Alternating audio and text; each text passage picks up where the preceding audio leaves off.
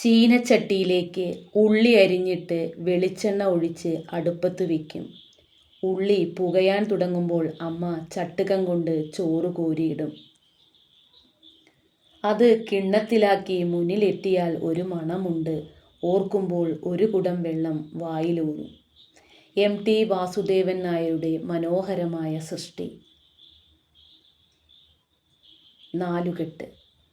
പ്രതാപിയായ തറവാട്ടിലെ കാരണവന്മാരുടെ കടുംപിടുത്തങ്ങളെയും ജാതി വ്യവസ്ഥിതികളെയും ലംഘിച്ച് സ്വന്തം ഇഷ്ടപ്രകാരം കോന്തുണ്ണി നായരെ വിവാഹം കഴിച്ചവളാണ് അപ്പുണ്ണിയുടെ അമ്മ പാറുക്കുട്ടിയമ്മ. കുടുംബത്തിൽ നിന്ന് പടിയടച്ച് പിണ്ടം വയ്ക്കപ്പെട്ട അവർ പിന്നീട് ജീവിച്ചത് കടുത്ത ദാരിദ്ര്യത്തിലാണ്. അപ്പുണ്ണി ചെറുപ്പമായിരിക്കുമ്പോൾ തന്നെ കോന്തുണ്ണി നായർ വിശ്വസ്തനായ പങ്കാളിയാൽ വഞ്ചിക്കപ്പെട്ട് കൊല്ലപ്പെടുന്നു. അതോടെ പാറുക്കുട്ടിയമ്മയ്ക്ക് മകനെ വളർത്താൻ മറ്റുള്ളവരുടെ വീട്ടുജോലികൾ ചെയ്യേണ്ടി വന്നു.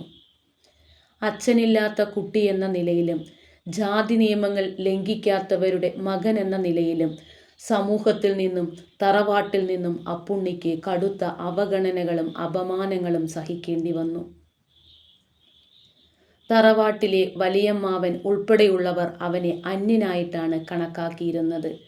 അച്ഛൻ്റെ മരണത്തിന് കാരണക്കാരനായ സെയ്താലിക്കുട്ടിയോടുള്ള പ്രതികാര ചിന്തയും തങ്ങളെ തള്ളിക്കളഞ്ഞ തറവാട്ടുകാരോടുള്ള അമർഷവും അവൻ്റെ മനസ്സിൽ കനലായി എരിഞ്ഞുകൊണ്ടിരുന്നു. അച്ഛൻ്റെ സുഹൃത്തായ ശങ്കരൻ നായർ മാത്രമാണ് അവർക്ക് തുണയായി ഉണ്ടായിരുന്നത്. സാഹചര്യങ്ങൾ കൂടുതൽ വഷളായതോടെ അപമാനങ്ങൾ സഹിക്കാനാവാതെ അപ്പുണ്ണി നാടുവിടുന്നു. അവൻ നേരെ പോകുന്നത് തമിഴ്നാട്ടിലെ ചായത്തോട്ടങ്ങളിലേക്കാണ്. അവിടെ അവൻ കഠിനാധ്വാനത്തിലൂടെ ഒരു ജോലി സമ്പാദിക്കുന്നു. 5 വർഷത്തെ കഠിനമായ അധ്വാനം കൊണ്ട് അവൻ സാമ്പത്തികമായി വലിയ നിലയിലെത്തുകയും സമ്പാദിക്കുകയും ചെയ്യുന്നു. വർഷങ്ങൾക്കു ശേഷം അപ്പുണ്ണി തൻ്റെ ജന്മനാട്ടിലേക്ക് തിരിച്ചു വരുന്നു. ഈ സമയം കൊണ്ട് പഴയ പ്രതാപിയായ നാലുകെട്ട് പൂർണ്ണമായും തകർന്നിരുന്നു. കടബാധ്യതകൾ കാരണം വലിയമ്മാവന് ആ വീട് പണയപ്പെടുത്തേണ്ടി വന്നു. ഒടുവിൽ അപ്പുണ്ണിയെ ഒരു കാലത്ത് ആട്ടിയകറ്റിയ അതേ വലിയമ്മാവൻ തറവാട് ലേലം ചെയ്തു പോകാതിരിക്കാൻ അപ്പുണ്ണിയോട് സഹായം ചോദിക്കുന്നു. തൻ്റെ സമ്പാദ്യത്തിൻ്റെ ഭൂരിഭാഗവും നൽകി ആ നാലുകെട്ട് അപ്പുണ്ണി വിലയ്ക്ക് വാങ്ങുന്നു. തങ്ങളെ അപമാനിച്ചവരുടെ മുന്നിൽ അവൻ ആ തറവാടിൻ്റെ നാഥനായി മാറുന്നു. അവൻ അമ്മയെയും ശങ്കരൻ നായരെയും ആ തറവാട്ടിലേക്ക് കൂട്ടിക്കൊണ്ടുവരുന്നു.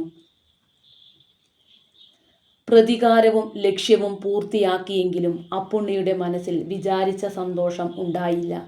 ഒരു കാലത്ത് വലിയൊരു മനുഷ്യക്കൂട്ടം ആർത്തു വിളിച്ച് ജീവിച്ചിരുന്ന നാലുകെട്ടിൽ ഇപ്പോൾ താൻ തികച്ചും ഏകനാണെന്ന് അവൻ തിരിച്ചറിയുന്നു. കെട്ടിടങ്ങൾ സ്വന്തമാക്കാം, എന്നാൽ നഷ്ടപ്പെട്ടുപോയ കാലത്തെയോ ബന്ധങ്ങളെയോ തിരിച്ചു പിടിക്കാനാവില്ലെന്ന വലിയൊരു തത്വം വായനക്കാരന് നൽകിയാണ് ഈ നോവൽ അവസാനിക്കുന്നത്. വീഡിയോ ഇഷ്ടമായാൽ ലൈക്ക് ആൻഡ് സബ്സ്ക്രൈബ്.